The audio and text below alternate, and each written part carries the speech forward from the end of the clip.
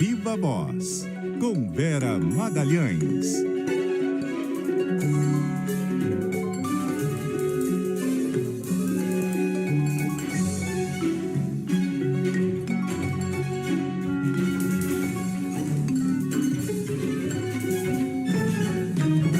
Boa tarde, Vera. Boa tarde, Cássia. Boa tarde, ouvintes e todo mundo que nos assiste. Uma ótima semana para todos. Vera, essa segunda-feira, esse 10 de abril, marca os 100 dias de governo do presidente Lula, assim como os 100 dias de governo dos gestores nos estados também, né, dos governadores. Em relação à presidência da República, houve o encontro do presidente com ministros, o presidente fez discurso, falou durante bastante tempo. Queria saber o que você destaca, Vera, da fala do presidente Lula e também saber de você se faltou ele dizer alguma coisa. Pois é, Cássia, o discurso do presidente, ele fez uma parte de improviso e uma parte lida. O que ficou muito patente é um certo incômodo que ele mesmo parece ter com o fato de que não teve coisas novas a anunciar. Tudo que ele anunciou foi dentro do slogan da sua gestão, que é o Brasil voltou. Mas veja, esse verbo voltar, ainda mais usado no passado, ele tem um duplo, sentido de reinício, de retorno a algum lugar, de volta, de recapitulação. Então, todo o balanço, muito feito em cima de marcas passadas das gestões dele e da ex-presidente Dilma Rousseff, e também em refazer, em desfazer coisas que foram deixadas por Jair Bolsonaro. Então, nessas duas vertentes, ambas em muitos casos necessárias, você tem marcas ali que não são exatamente de novidades. E quando começou a tentar anunciar novidades, você vê que o presidente ainda patina, ele ainda depende de uma série de circunstâncias. Ele quer lançar um programa de reestruturação de dívidas para pessoas que estão aí enroladas, o tal do desenrola. Mas ele mesmo mostra uma certa impaciência com o fato de que o desenrola não desenrola. Ele fez uma brincadeira com isso, voltada ali para o ministro Fernando Haddad, mas que denota um incômodo com essa largada ainda muito presa, muito atada do seu governo. Ele enfrentou uma insurreição ali logo no 8 de janeiro, a 8 dias do seu governo, isso fez com que ele tivesse que gastar uma energia na reconstituição do Palácio do Planalto, o mesmo foi feito em relação aos outros poderes. Então, isso demandou o governo no início, uma relação bastante tensa com os militares, que levou a trocar o comando do Exército já depois do início do governo. Então, isso atrasou um pouquinho a largada. Mas a gente vê que a falta de uma costura melhor com o Congresso, uma incerteza quanto ao tamanho da base com que se conta no Congresso e a economia andando de lado, levam a que o governo demore muito nessa largada. Ah, mas vocês pegam muito no pé, 100 dias são só 3 meses. Eu trago aqui, então, um dado para o nosso ouvinte entender do que a gente está falando. Em 2003, quando Lula assumiu a presidência pela primeira vez, no dia 30 de abril, portanto, como se fosse no final deste mês, ele pessoalmente levou 2 emendas constitucionais para o Congresso, a da reforma tributária e a da reforma da Previdência.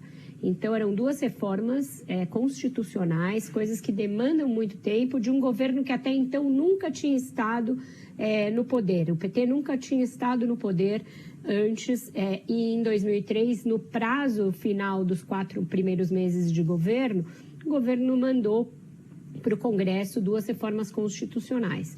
O que se espera agora? Que na volta da China, o governo mande um projeto que hoje tem um peso similar, que é o do marco fiscal, porque o Lula falou, a gente entregou o marco fiscal. No balanço de hoje ele falou, ele não entregou.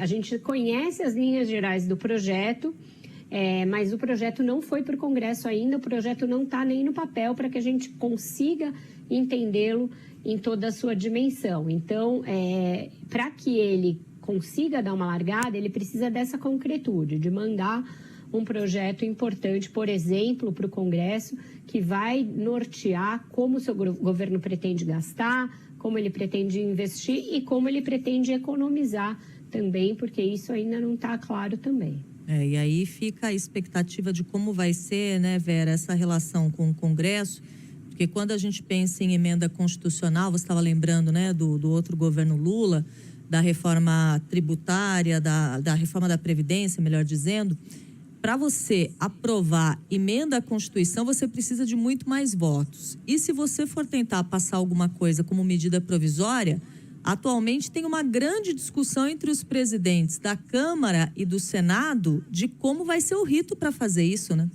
Exatamente, Cássia. Eles tiveram uma colher de chá porque a PEC da transição no fim do ano tirou da Constituição a regulamentação da questão fiscal. Então, isso vai ser feito por lei complementar. Então, tira desse imbróglio das MPs e tira da necessidade de você ter um quórum constitucional para votar uma PEC. Mas, ainda assim, se o projeto for muito frouxo, muito cheio de coisas que estão fora do teto, provavelmente esse Congresso não vai ter facilidade de aprovar.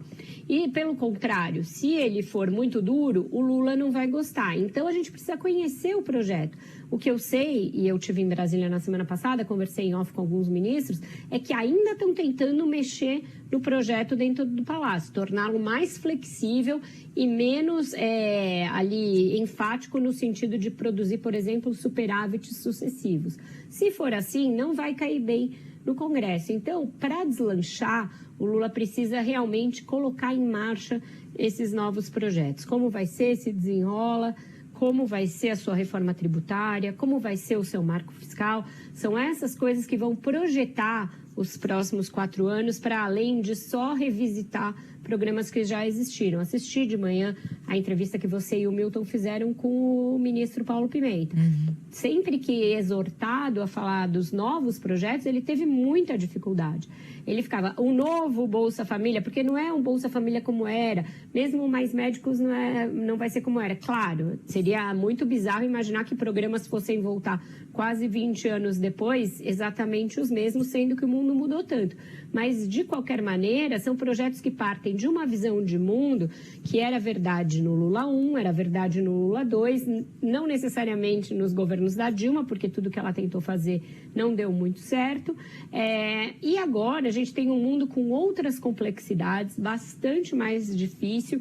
Tem o Brasil muito mais dividido do que era politicamente, e um Congresso que reflete essa divisão.